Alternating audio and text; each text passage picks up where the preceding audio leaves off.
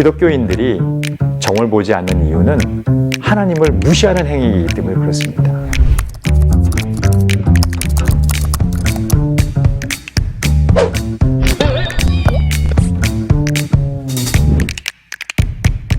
도대체 왜 기독교인들은 교회를 다닌다고 궁합을 안 문다고 말할까요? 무엇보다도 기독교의 하나님은 창조주, 온 우주 만물을 만드시고 인간을 만드신 하나님이기 때문에 그렇습니다. 하나님께서는 우리 인간을 창조하셔서 우리의 인생의 처음부터 마지막, 태어날 때부터 죽을 때까지 정말 최고의 삶을 살아갈 수 있도록 완전한 플랜을 다 만드신 분이십니다. 그렇기 때문에 하나님은 나를 인도하십니다 라고 하는 그런 고백을 크리스찬들이 종종 하곤 하죠. 이유는 너무 간단해요. 한 두 가지인데요. 첫째는 점을 보는 행위가 하나님을 무시하는 행위이기 때문에 그렇습니다. 기독교 신앙의 전제는 하나님을 믿는 것, 하나님을 경외하고 사랑하고 그리고 하나님을 존중하는 거예요. 하나님께서 나를 너무나도 사랑하시고 또 나를 아껴주시는데도 불구하고 내가 귀신에게 다가가서 귀신에게 나의 미래를 묻는 것은 죄를 짓는 어리석은 일이 되기 때문에 우리는 점을 보지 않는 겁니다. 두 번째로는 귀신의 정체를 알기 때문에 그렇습니다. 귀신은 우리를 잘 살게 하고 또 더 좋은 일을 주려고 하는 그런 존재들이 아닙니다. 귀신들은 오히려 아주 잠깐 동안의 달콤한 행운을 가지고 우리를 유혹해가지고 결국은 지옥으로 끌고 가려는 것이 귀신들의 유일한 목적입니다. 그런데 왜 사람들이 점을 볼까요? 많은 이유들이 있지만 가장 근본적인 것은 미래에 대한 호기심 그리고 그냥 재미로 그냥 보는 거예요. 그리고 인간 내부의 깊은 곳에 있는 어떤 불안감에서 출발하는 경우도 있고요. 그리고 또 현세적인 그리고 물질적인 복을 누리려고 하는 욕구에서 출발하는 경우도 있어요. 근데 가만히 보면요. 내가 좋은 회사에 취직할 수 있을까? 내가 좋은 사람하고 결혼할 수 있을까? 라고 하는 그 미래에 대한 소망이 결국은 점을 본다라고 말할 수 있어요. 그 귀신이 미래를 본다라고 하는데 귀신이 본 미래를 하나님께서는 순식간에 바꾸실 수 있어요. 귀신이 아무리 날고긴다고 해도 하나님의 능력보다 한참 아래에 있는 것이죠. 용한 무당이 써준 부적보다 더 용한 방법이 있다면 우리가 그것을 선택하는 것이 더 현명한 방법이 아닐까요? 하나님께서는 이렇게 말씀해 주셨습니다. 너는 내게 부르시지라. 내가 내게 응답하겠고 내가 알지 못하는 크고 비밀한 일을 내게 보이리라 말씀해 주셨어요. 이 말씀은 우리가 기도하면 하나님께서 응답해 주시겠다는 말씀이고 또 우리가 기도하면 미래에 관계된 더 큰 일도 보여주시겠다고 하는 하나님의 약속입니다. 생명의 말씀입니다. 우리가 돈을 주고 용한 무당에게 부적을 사는 것처럼 복을 사는 것이 아니라 오직 예수 그리스도를 믿기만 하면 하나님께서 우리에게 귀신 따위가 주는 그런 가짜 복과는 절대로 비교할 수 없는 진짜 복을 주신다는 말씀입니다. 하나님께서 우리를 사랑하시기 때문에 나와 그리고 나의 연인을 좋은 사람으로 만들어 가신다면 궁합을 볼 필요 전혀 없습니다. 궁합과 또 관상과 이 사주팔자 보는 이 모든 것의 근거가 되는 연월일시 누가 만드신 줄 아십니까? 하나님께서 만드셨습니다. 우리 하나님께서는 수천억 개의 별들, 수천억 개의 은하계를 그리고 그 광활한 우주를 만드신 분이십니다. 그리고 바늘끝 한 채의 오차도 없이 그 수많은 행성들을 운행하시는 분이십니다. 우리 하나님께서는 우리 눈이 볼 수 없는 그 미시세계도 만드셔서 그 모든 생명체의 구조적 기능을 담당하는 그 세포마다 DNA 유전 정보, 즉 그 설계도를 그려 넣으신 분이십니다. 그뿐만이 아니라 우리를 만드신 분이시죠. 그렇기 때문에 우리를 너무나도 사랑하셔서 그분의 형상으로 빚으신 분이시기 때문에 우리의 관계된 미래의 일들을 가장 좋은 길로, 그리고 가장 선한 길로, 가장 완벽한 길로 분명히 인도하실 것입니다. 이 영상을 보시는 분들 정말 축복하고 싶습니다. 미래의 불안 때문에 점을 보는 것이 아니라 정말 하나님, 그 창조주 하나님을 마음속에 영접하고, 그리고 그 하나님께서 여러분들의 육체와 그리고 영혼과 그 출입을 완전하게 지켜주시고, 또 인간이 줄 수 없는, 또 어디서 구입할 수 없는 그런 은혜와 절대 평강이 여러분들에게 있기를 간절히 소망하고 기도합니다. 여러분 사랑하고 축복합니다.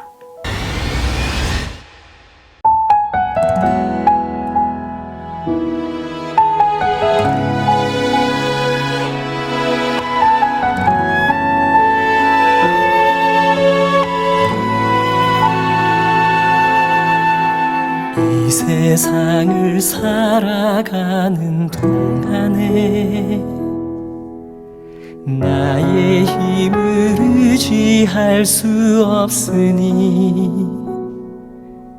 기도하고 낙심하지 말 것은 주께서 참 소망이 되심이라.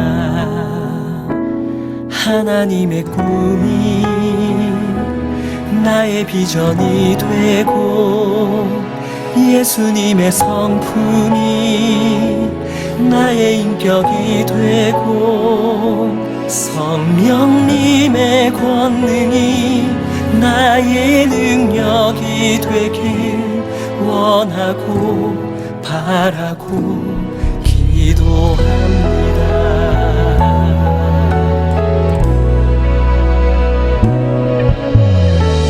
세상을 살아가는 동안에 나의 힘을 의지할 수 없으니 기도하고 낙심하지 말 것을 주께서 참 소망이 되시니라. 주의 길을 걸어가는 동안에 세상에 거두지할 수 없으니 감사하고 낙심하지 말 것을 주께서 참 기쁨이 되시니라. 하나님의 꿈이 나의 비전이 되고 예수님의 성품이 나의 인격이 되고 성령님의 권능이 나의 능력이 되길 원하고 바라고 기도합니다.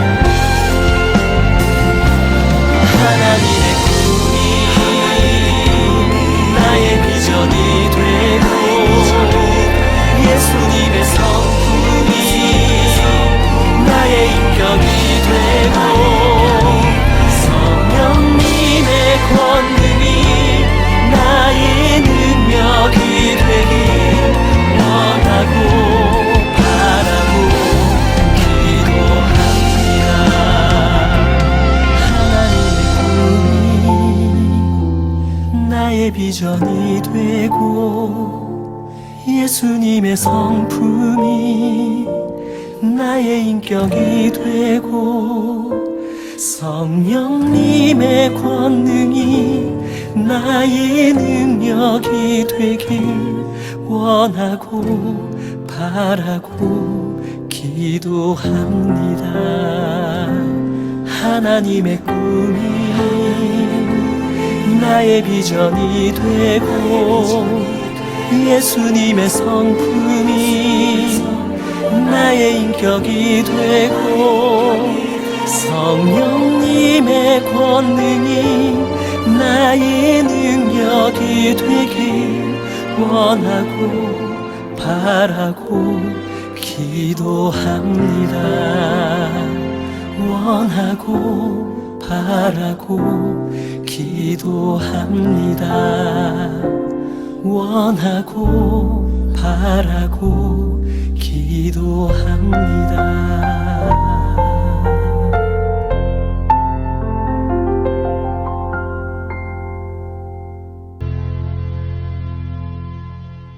그러므로 만물이 그를 위하고 또한 그로 말미암은 이가 많은 아들들을 이끌어 영광에 들어가게 하시는 일에 그들의 구원의 창시자를 고난을 통하여 온전하게 하심이 합당하도다.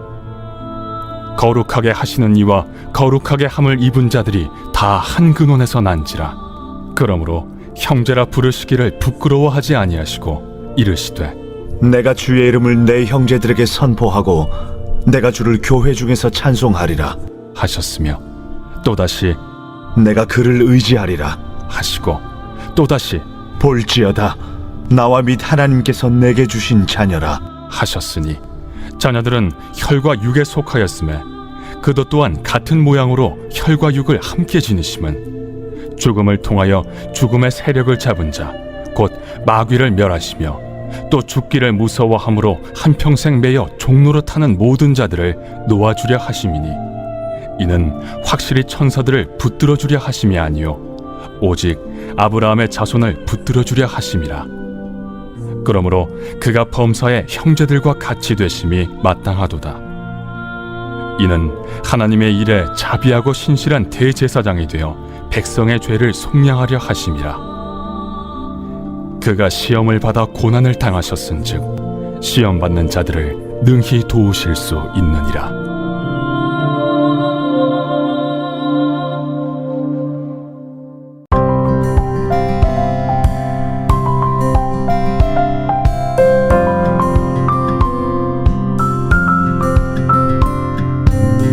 예수님의 사랑은 보상과 대가를 요구하지 않죠. 일방적인 헌신과 희생이 있을 뿐입니다. 그런데 우리의 사랑은 어떻습니까? 대부분의 사람들은 사랑을 하면서도 보상과 대가를 요구하죠. 교회에는 섭섭병, 즉 섭섭해하는 사람들이 참 많은 것 같습니다. 섭섭함은 심리적으로 보상과 대가를 바라기 때문에 생기는 감정이죠. 교회에서 열심히 봉사하면서 은연중에 보상과 대가를 바라기 때문에 섭섭한 감정이 생기는 것이 아닐까 생각합니다.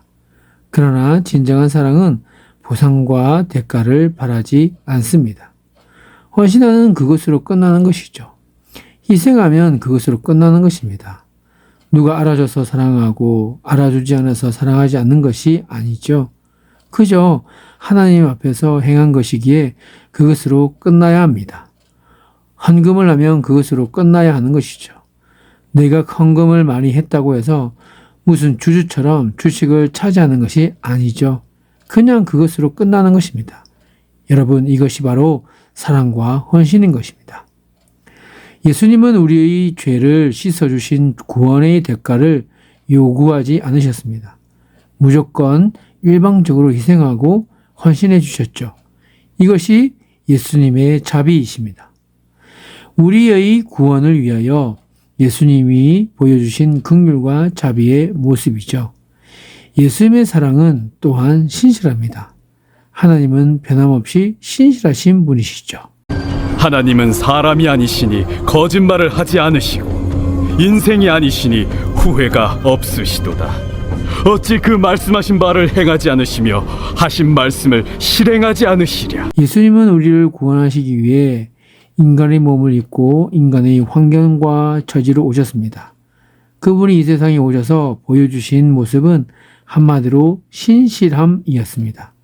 그분이 할 수 있는 최선은 바로 신실이었죠. 인간으로 오신 예수님은 모든 유혹과 고독, 배신을 당하셨습니다. 마지막에는 땀이 피가 되도록 고민도 하셨고 결국 십자가에서 돌아가셨습니다. 이 과정에서 그분은 얼마든지 자신의 입장과 주장을 바꾸실 수도 있었습니다. 마귀가 이렇게 유혹했을 때 자신의 입장을 바꿀 수도 있었죠. 예수, 네가 꼭 십자가를 질 게 뭐 있느냐? 그거 지지 않고도 네가 메시아가 될 방법이 얼마든지 있지 않느냐? 돌을 떡으로 만들어라. 그러면 사람들이 너를 메시아로 할 것이야. 성전 꼭대기에서 뛰어내려봐. 기적을 보고 사람들이 너를 하나님의 전사라고 할걸. 그러나 예수님은 한 번도 방법을 바꾸시지 않았습니다. 신실하셨죠. 그렇기 때문에 예수님의 생애는 외롭고 고독하고 고통스러웠습니다. 예수님은 십자가에 못 박혀 돌아가시고 부활하실 때까지 계속 신실하셨습니다. 이 신실함 때문에 구원이 완성되었죠. 예수 그리스도를 주로 시인하는 모든 교회와 그리스도인의 가장 중요한 모습은 신실함입니다. 이것은 그 무엇보다도 강력하고 설득력 있는 증거가 될 수 있습니다. 예수님을 닮은 자비롭고 신실한 사람, 그에게는 온유와 겸손이 있고 깊은 사랑이 있으며 어떤 허물과 실수도 그 앞에 가면 다 위로받고 용서받을 수 있는 넓은 가슴이 있습니다. 그는 은혜인 사람이죠. 그러나 동시에 그는 엄격할 만큼 공의롭고 신실한 사람입니다. 매사에 변함이 없고 흔들림이 없죠. 이러한 모습의 원형은 예수님이십니다. 우리는 예수님에게서 이런 모습을 발견하게 됩니다. 동시에 이것은 예수를 믿는 저와 여러분들에게서 발견되어야 할 모습인 것입니다. 우리 예수님은 자비롭고 신실한 대제사장이셨습니다. 우리도 그 자비와 신실함을 본받아야 될 줄로 믿습니다. 주님께서 주시는 놀라운 은혜와 능력으로 날마다 한 걸음 한 걸음 약진해가며 그렇게 성숙한 걸음으로 걸어가는 저와 여러분이 될 수 있게 되기를 예수님의 이름으로 축복드립니다. 기도하겠습니다. 온 세상 사람들을 위해 자신을 주시고 온갖 짐을 가진 이들을 환대하여 주신 사랑과 은혜의 주 예수 그리스도, 높은 성과 넓은 바다 같은 아버지 하나님의 마음을, 그리고 세상이 줄 수 없는 참 평안과 위로를 더하시는 주 성령님의 충만하심을 매일의 일상에서 알아가고 닮아갈 수 있도록 은혜를 허락하여 주시옵소서. 그래서 삼위일체 하나님의 형상으로 지음받은 우리 자신의 존귀함을 매일 깨닫고 마침내 그리스도의 장성한 분량까지 자라갈 수 있도록 우리를 이끌어 주시옵소서. 일할 때나 사람들을 만나고 대할 때, 아이들을 양육할 때, 이 세상 속에서 정의를 위해 분투하고 불의에 맞설 때, 작은 일부터 큰 일까지 삼위일체 하나님, 그 하나님을 따라 행하며 자랄 수 있게 하여 주시옵소서. 이 모든 말씀 우리 주 예수 그리스도의 이름으로 기도드려옵나이다. 아멘.